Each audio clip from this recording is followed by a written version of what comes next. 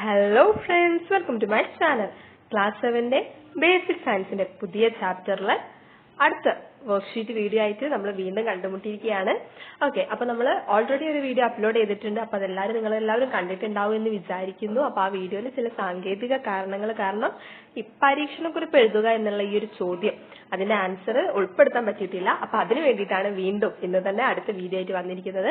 അപ്പോൾ നമ്മൾ ബാക്കി വർക്ക്ഷീറ്റ് ഒക്കെ ഓൾറെഡി കംപ്ലീറ്റ് ചെയ്തിട്ടുണ്ട്, കഴിഞ്ഞ വീഡിയോയിലുണ്ട്. അപ്പോൾ ആ വീഡിയോ കാണാത്തവർ എന്തായാലും ആ വീഡിയോസ് ഒക്കെ കാണാട്ടോ. ഓക്കെ, അപ്പോൾ ഇന്നത്തെ ഈ ഒരു പ്രവർത്തനത്തിലേക്ക് നമുക്ക് വരാം. ചെയ്ത ഏതെങ്കിലും ഒരു പരീക്ഷണത്തിന്റെ പരീക്ഷണക്കുറിപ്പ് എഴുതുക. Write an experiment report of any experiment. Okay, അപ്പോൾ നമ്മൾ ഇന്ന് എഴുതാൻ പോകുന്നത് നമ്മൾ ഓൾറെഡി ക്ലാസ്സിൽ നമ്മൾ ടീച്ചർ കാണിച്ചു തന്നിട്ടുള്ള അതേ എക്സ്പെരിമെന്റ് തന്നെയാണ്. ഏതായിരുന്നു എക്സ്പെരിമെന്റ്? ഈ ചിത്രം കണ്ടാൽ തന്നെ നിങ്ങൾക്ക് മനസ്സിലാവും അല്ലെ ഏതാ എക്സ്പെരിമെന്റ് എന്ന്. വളരെ കൃത്യമായിട്ട് മിസ് നമുക്ക് ചെയ്ത് കാണിച്ചു തന്നതാണ്. ഓരോ തുള്ളിയും എത്ര തുള്ളി എത്തുമ്പോഴാണ് എന്നുള്ള പട്ടികയൊക്കെ നമ്മൾ കണ്ടു കഴിഞ്ഞു. ഓക്കെ, അപ്പൊ നമ്മൾ ഇതിന്റെ പരീക്ഷണക്കുറിപ്പാണ് നമ്മൾ എഴുതാൻ പോകുന്നത്. ഇംഗ്ലീഷ് മീഡിയം കുട്ടികൾക്കും മലയാളം മീഡിയം കുട്ടികൾക്കും ഉള്ളത് ഇതിൽ തന്നെ ഉണ്ട് കേട്ടോ. അപ്പൊ ഞാൻ പറയുന്നത് നിങ്ങൾ എല്ലാവരും ശ്രദ്ധിച്ച് കേൾക്കുക, അതാണ് ആദ്യം വേണ്ടത്. ഓക്കെ, അപ്പൊ ഒരു പരീക്ഷണക്കുറിപ്പ് എഴുതുമ്പോൾ നമുക്ക് ഫസ്റ്റ് എന്താ വേണ്ടത്? എക്സ്പെരിമെന്റിന്റെ റിപ്പോർട്ട് എഴുതുമ്പോൾ ആദ്യം എയിം ഉണ്ടായിരിക്കണം, അതുപോലെ മെറ്റീരിയൽസ് ഉണ്ടായിരിക്കണം, പിന്നെ പ്രൊസീജിയർ ഉണ്ടായിരിക്കണം, പിന്നെ എന്ത് വേണം? നിരീക്ഷണം വേണം അല്ലെ, ഒബ്സർവേഷൻ ഉണ്ടായിരിക്കണം, പിന്നെ നമ്മൾ അവസാനം കൺക്ലൂഷനിൽ എത്തുകയാണ്, നിഗമനത്തിലേക്ക് നമ്മൾ എത്താം. അപ്പൊ ഇത്രയും പ്രോസസ്സ് കഴിയുമ്പോഴാണ് ഒരു പരീക്ഷണക്കുറിപ്പ് കംപ്ലീറ്റ് ആവുന്നത്. ഓക്കെ, അപ്പൊ നമുക്ക് എയിം നോക്കാം. To find the water absorption capacity of soil. Okay, ഇനി മെറ്റീരിയൽസ് റിക്വയർഡ് ഏതൊക്കെയാന്ന് നോക്കാം.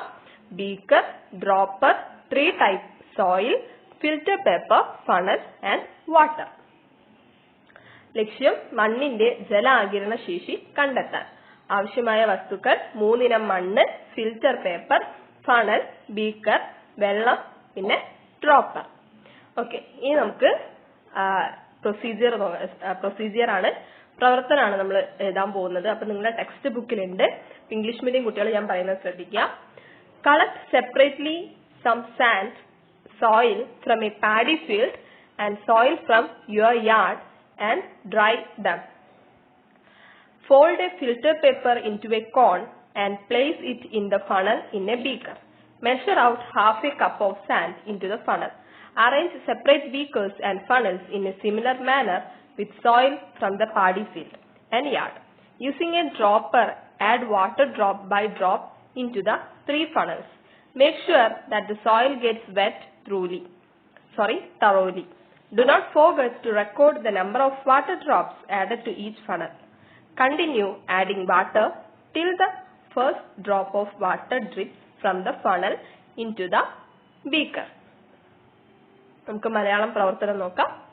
പാടത്തു നിന്ന് എടുത്ത മണ്ണ്, പറമ്പിലെ മണ്ണ്, മണൽ എന്നിവ വെവ്വേറെ എടുത്ത് നന്നായി ഉണക്കുക. ഒരു ഫിൽട്ടർ പേപ്പർ കോണാകൃതിയിൽ മടക്കി ഫണലിൽ വയ്ക്കുക. ഫണൽ ബീക്കറിൽ വയ്ക്കണം.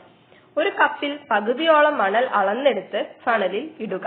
ഇതുപോലെ വെവ്വേറെ ബീക്കറും ഫണലും സജ്ജീകരിച്ച് പാടത്തെ മണ്ണും പറമ്പിലെ മണ്ണും അവയിൽ അളന്നിടുക. ഡ്രോപ്പർ ഉപയോഗിച്ച് 3 ഫണലിലും തുള്ളി തുള്ളിയായി ജലമൊഴിക്കും. മണ്ണ് എല്ലാ ഭാഗവും നനയുന്ന രീതിയിൽ ജലം ഒഴിക്കണം. ഓരോന്നിലും ഒഴിക്കുന്ന ജലത്തുള്ളികളുടെ എണ്ണം രേഖപ്പെടുത്തണം. ഫണലിൽ നിന്ന് ബീക്കറിലേക്ക് ആദ്യ തുള്ളി ജലം വീഴുന്നത് വരെ ഈ പ്രവർത്തനം തുടരണം. ഓക്കെ, അപ്പൊ നമ്മൾ പ്രവർത്തനം കംപ്ലീറ്റ് ചെയ്ത് കഴിഞ്ഞിട്ടുണ്ട്. ഇനി നമ്മൾ എന്താ എഴുതേണ്ടത്? ഈ പ്രവർത്തനത്തിലൂടെ നമ്മൾ എന്താണ് കാണുന്നത്, നമ്മുടെ ഒബ്സർവേഷൻ എന്താണ്, നമ്മുടെ നിരീക്ഷണം എന്താണ് എന്നാണ് നമ്മൾ നോക്കാൻ പോകുന്നത്. അപ്പൊ ഇനി അടുത്തതായിട്ട് എന്താ എഴുതേണ്ടത്? നിരീക്ഷണമാണ് എഴുതേണ്ടത്. Observation. Water drip out first from sand, soil from the paddy absorbed more water. നിരീക്ഷണം. മണലിൽ നിന്നാണ് ആദ്യം വെള്ളം പുറത്തേക്ക് വന്നത്. അതുകൊണ്ട് തന്നെ മണലിന്റെ ജല ആഗിരണ ശേഷി വളരെ കുറവാണ്. പാടത്തു നിന്ന് എടുത്ത മണ്ണാണ് ഏറ്റവും കൂടുതൽ ജലം സംഭരിച്ചത്.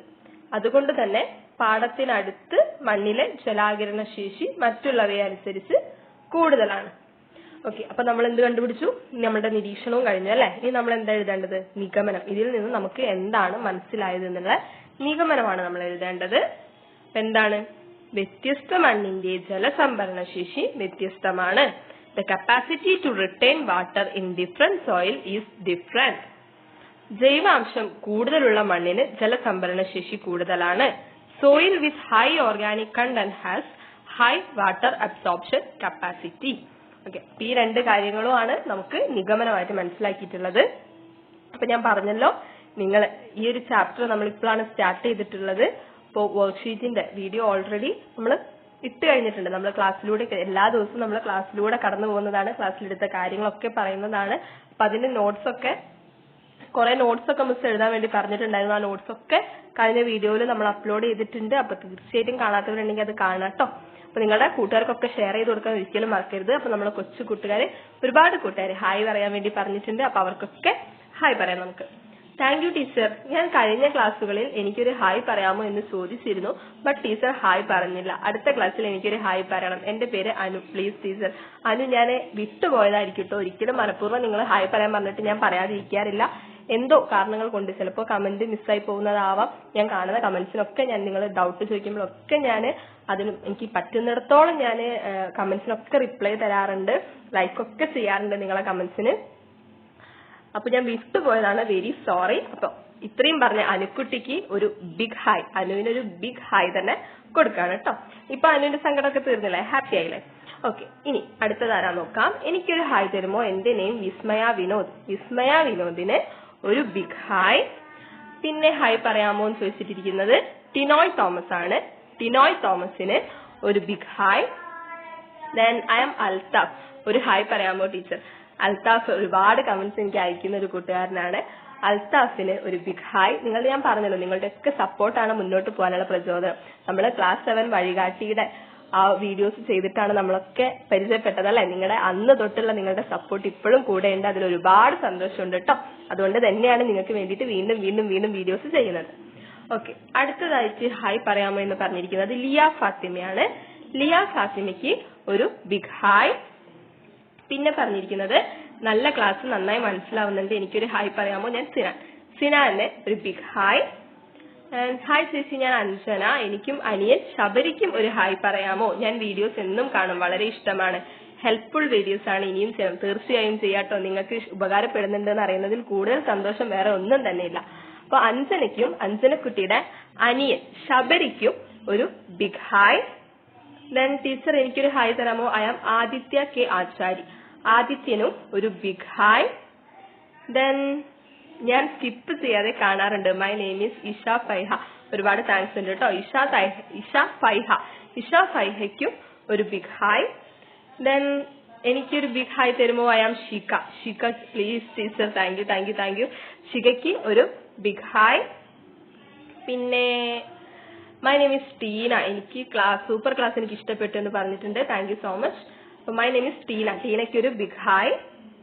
അപ്പൊ ഇത്രയേ ഉള്ളൂ. വീഡിയോ ഇഷ്ടപ്പെട്ടാൽ ലൈക്ക് ചെയ്യാനും ഷെയർ ചെയ്യാനും സബ്സ്ക്രൈബ് ചെയ്യാനും മറക്കരുത്. അപ്പൊ കഴിഞ്ഞ വീഡിയോ എല്ലാവരും കാണാം, ഈ വീഡിയോ എല്ലാവരും കാണാം. നിങ്ങളുടെ കൂട്ടുകാർക്കൊക്കെ ഷെയർ ചെയ്ത് കൊടുക്കുക, സപ്പോർട്ട് ചെയ്യുക, ലൈക്ക് ചെയ്യുക, ഷെയർ ചെയ്യുക.